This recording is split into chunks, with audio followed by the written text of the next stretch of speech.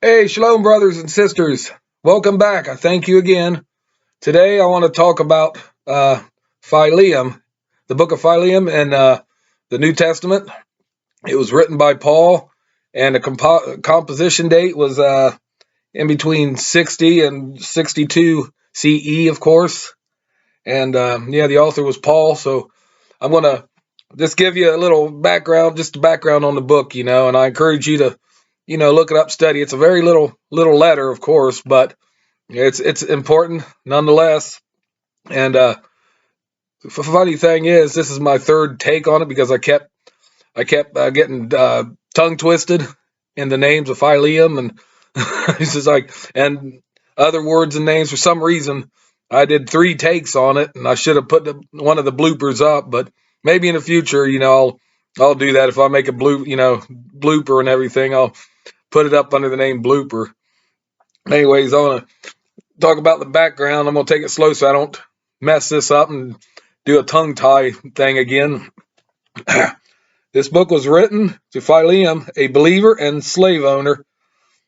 Onesimus, Philemon's slave, had stolen from and run away from his master.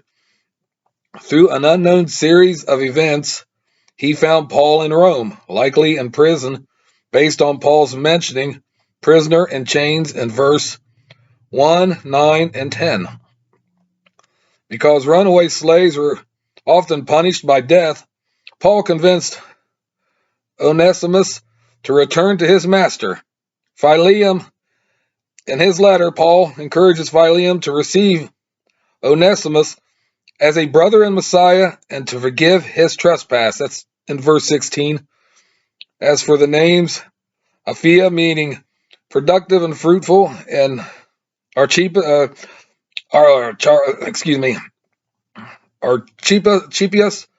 meaning master of horses.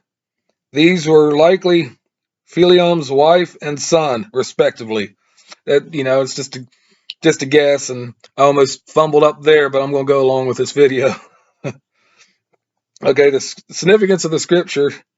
Even though the apostles never tried to abolish slavery in the New Testament, they did attempt to transform it through the recognition that both the master and servant had one master, which was Yeshua Messiah. You could look that up in Colossians, chapter 4, 1. Regardless of status or position, believers are to treat all others with the same respect and without partiality and bias. James, in his epistles, teaches that believers are not to show favoritism for a rich man over a poor man.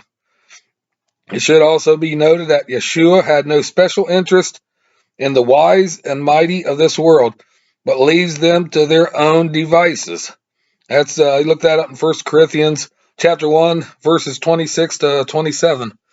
So now that I got past that part, without fumbling over it, Philemon, like I said, is a small book, but it's very important. It teaches a lesson about, if somebody's, you know, socially or financially below you, you don't treat them any different. You still treat them like a brother in Yeshua. No favoritisms, no bias or anything. A lot of rich people do that. They look down on other people that aren't as financially secure as him. And, it's just, they just don't have that respect, that love, respect, compassion or anything. But Philemon, this is a good story about how you treat your brethren and also all mankind, not just your brethren in Yeshua, just all mankind.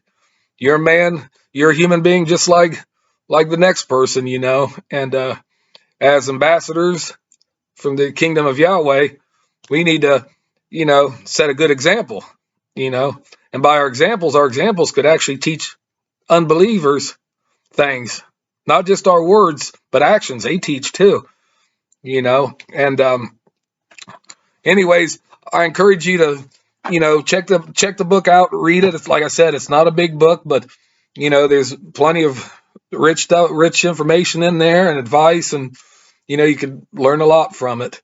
And I thank you again for watching me, and please give me a big like. I'll appreciate it. And And if you want to, subscribe and hit that notification bell. Comment below. Comments are always welcomed and encouraged. And with that said and done, I thank you again. Peace out and shalom.